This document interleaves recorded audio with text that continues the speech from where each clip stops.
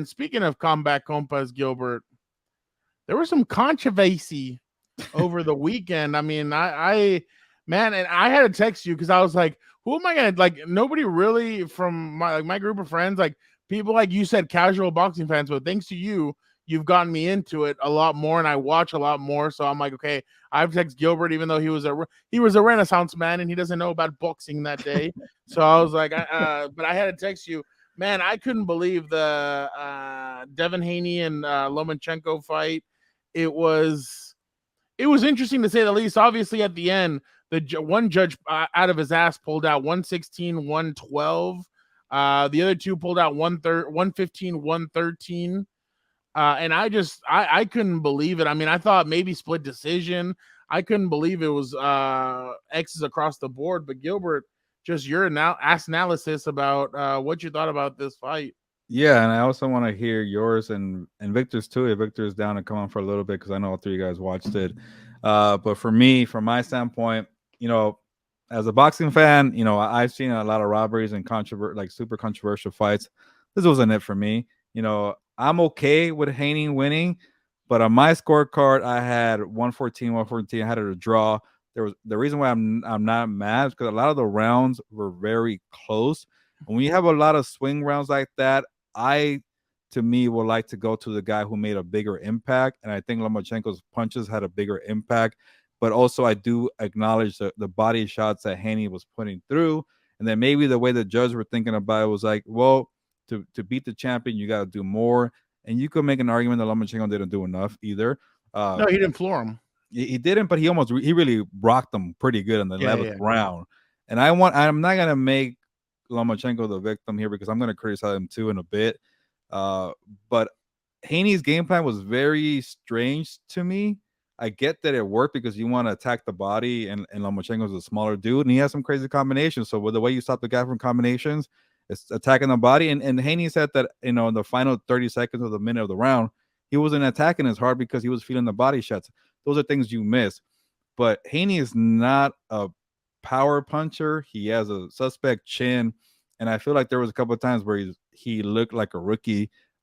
He just didn't have a lot of punches where it felt like he was making damage, and he wasn't using his size, his range, his jab. Like the things that made this guy good were the jabs and picking your timing and moving around. And he, like, to his credit, the fight was entertaining because he went at him. I thought it was gonna be a boring fight because Haney is the way he is, but Haney, to me, I don't know. He's not an elite fighter for me. And to me, if you're going to be the defensive guy, the skillful fighter, you better put on a clinic. You better run circles around this guy. And he couldn't even do that because of the weird game plan for the bodies. You don't have power. When you're working the body, you better make people hurt. So I just want to summarize my takeaways that it wasn't a robbery. I had either a draw, and I felt better if Lomachenko won the fight. And shout out to him because he has some nice combinations. He's just too small for the division.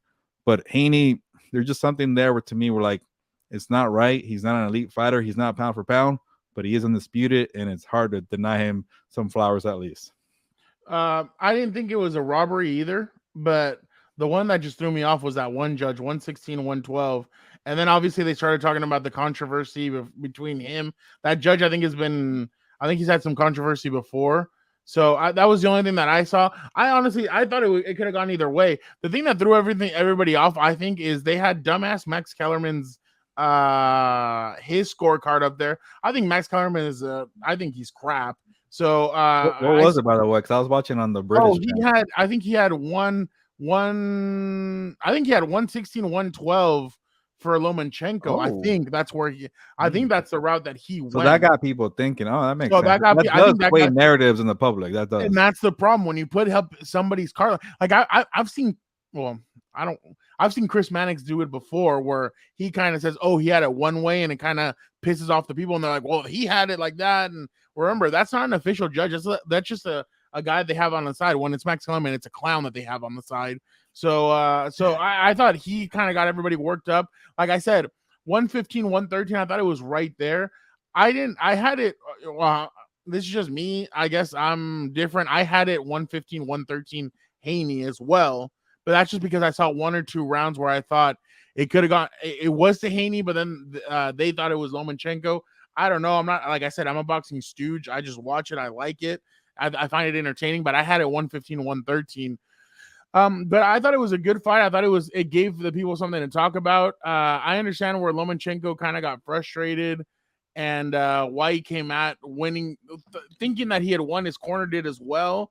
But I mean, at one point, you kind of do have to have that facade. Why?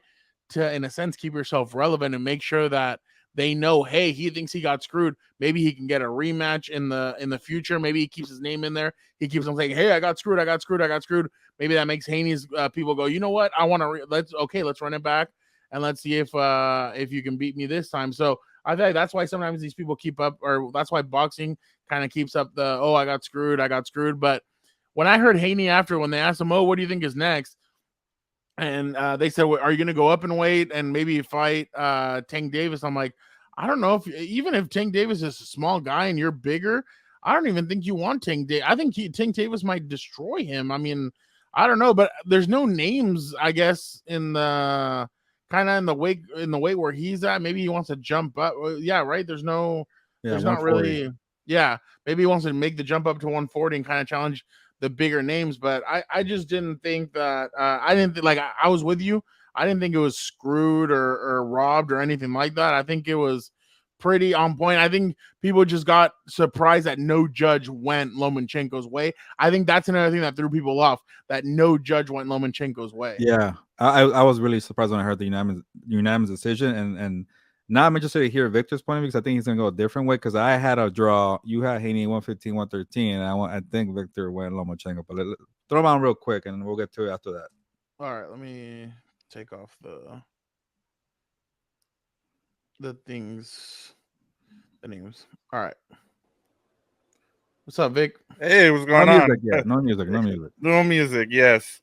Yeah. No. I texted our group chat, and I said that I had it 7 rounds to 5 for Lomachenko. I just thought he did a little bit more work, especially late in the rounds. And as you'll get into it with the 12th round, I just thought he finished the fight. Like, one of the things that we've seen with in boxing, we saw it with De La Hoya against Trinidad, where De La Hoya kind of slowed down towards the end. He ended up getting a draw there. So as I told you, Gilbert, I said it's either going to be a tie here, or they're going to give it to Lomachenko. I did not see Haney, who pretty much didn't show up for the last couple rounds. I just didn't think he finished that fight. So, and then in terms of, as you guys were talking about, in terms of a robbery, it wasn't a robbery. A robbery was kind of like what you saw with what's his name? Why am I not thinking of his name right now? The lefty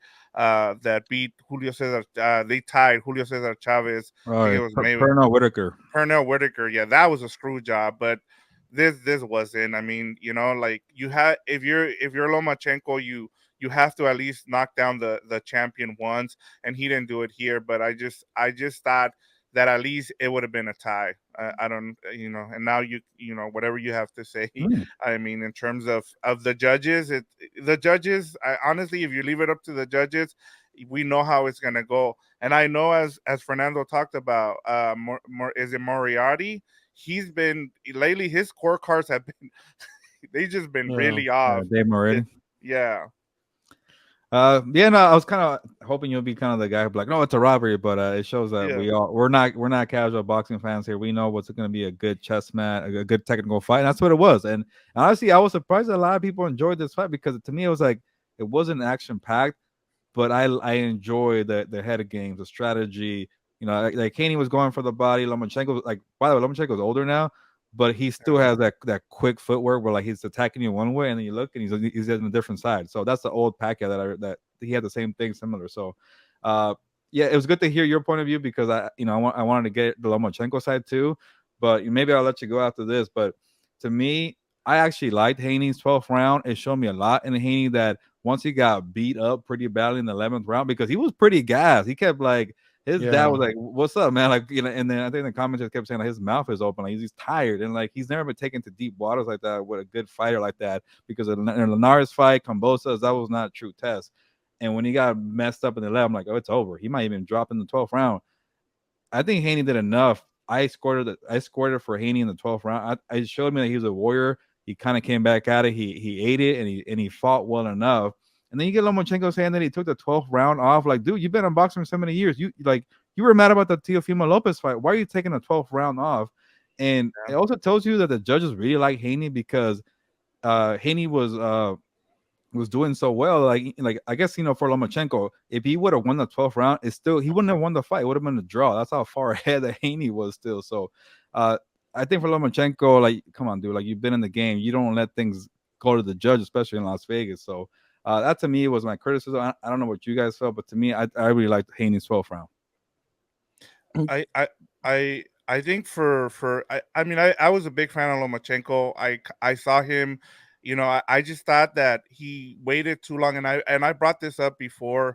He waited too long to become a pro. He got his 2 gold medals for Ukraine, and he did it for his country, but and then he tried taking a bunch of fights right away. His first fight, he gets beat by a veteran guy, who pretty much makes the fight, really dirty, and he ends up getting the decision over him, and that's been his problem. Is that, and then of course he takes I think he took like 1 or 2 years off because of the Ukraine war. Yeah.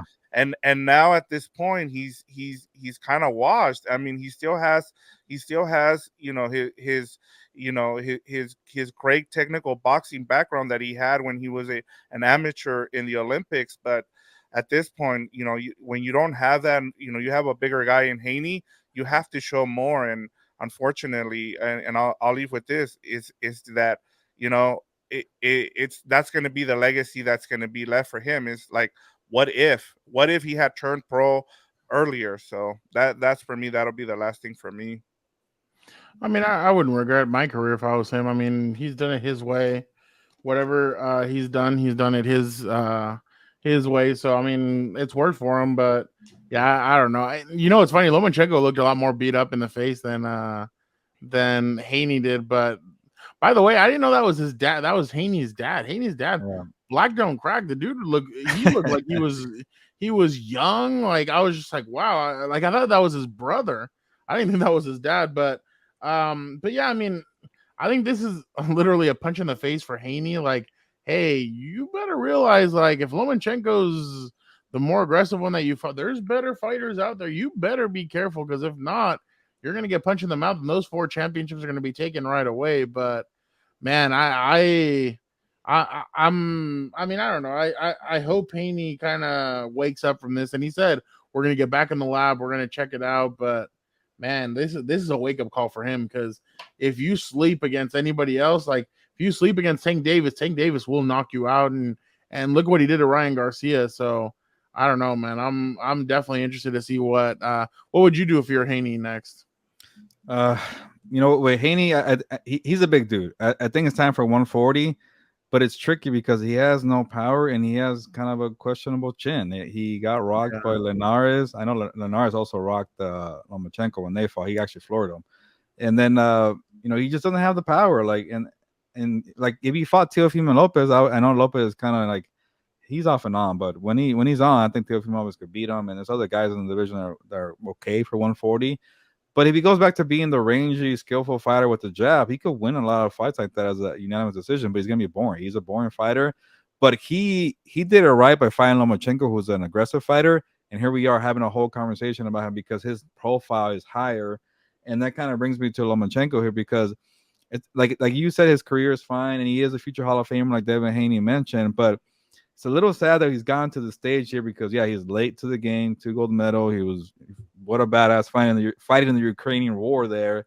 But now he can't, I don't think he could be, like, I would like to see the Tank Davis fight because they're kind of smaller together in the same stature, but he's older now. And I think Tank will win that fight. So that'll be 3 losses to 3 young guys, Teofimo Lopez, Devin Haney, Tank Davis. And I know we don't like that whole Mayweather legacy, but like he's gonna become the gatekeeper of the division. Hey, you want to become a star? Go fight Lomachenko and then raise your profile. Like I don't view him like that. I view him as a Hall of Famer. So it's a little weird dynamic. But then if he goes down to 130, where people are more his size, he could become undisputed champion because he still has it, but nobody's there. You're not have big fights. So I think Lomachenko is a weird dynamic. Sign me up for Lomachenko, Tank Davis. I will definitely watch that. And you're right, Fernando. I think Tank Davis would destroy. Well, I shouldn't say destroy, but he will have his way against Devin Haney. And that to me makes Gervonta Davis. I kept saying when he beat Ryan Garcia, the true 135, because I'm not a big fan of Devin Haney. I got respect for him, but he's not like he's not the all around like Tank Davis to me reminds me of a mini Canelo Alvarez. He has good footwork, good defense, good counter, good uppercuts, and there's levels to it, and he destroyed Ryan Garcia. So I think the one that we're forgetting is Shakur Stevenson against Tank Davis. He just hasn't been tested, but he passes the eye test. He's kind of like Terrence Crawford in a way. So I'm excited. We're talking about boxing here, but I think Lomachenko. I think people are in weird divisions because they want to fight each other. Like guys belong at 140, they would belong at 135, and they belong at 130. But overall, we're getting good fights, right? Well, thank you. Yeah, go ahead, Vic. No, I'll end with this on my end is I'm just excited for this division, and I'm glad that these guys are fighting. By the way, the guy that Haney kind of reminds me of is Rigondeaux. He's a boring fighter. He was a defensive guy, and everybody hated watching those fights, but he was a technical guy and very defensive guy. So that was another guy who won a gold medal in the Olympics. But yeah, thank you guys for having me. This was cool. Thank you. Yep, we'll see you in a little bit. Let me ask you real quick. Speaking of Ryan Garcia, he's now with Derek James. What did you make of that? It's never a good time when guys are going to different trainers and they're bouncing around. It's like Andrew Ruiz was doing it too. Like it's like look yourself in the mirror and figure out. Yeah, Andrew Ruiz has been in trouble for other stuff, but look yourself in the mirror and be like, you're the problem, not the trainer or. And then like Ryan Garcia went out of the game plan and got aggressive with Tank Davis because he wanted to be a showman. And I guess that's not Goosen's fault, but I don't know. Derek James is hopefully I'm getting his name right, is a good respected trainer because he got the Charlo twins, he got Errol Spence, like he has a good stable in Texas. So maybe Ryan Garcia, what he needs is to get the hell out of LA area. He's already kind of nowhere in Victorville, but I don't think he hangs around there much. And go to Texas and put in some work and hang around some established champions, and maybe he'll benefit. But after 3 or 4 changes, man, after a while, you gotta look yourself in the mirror.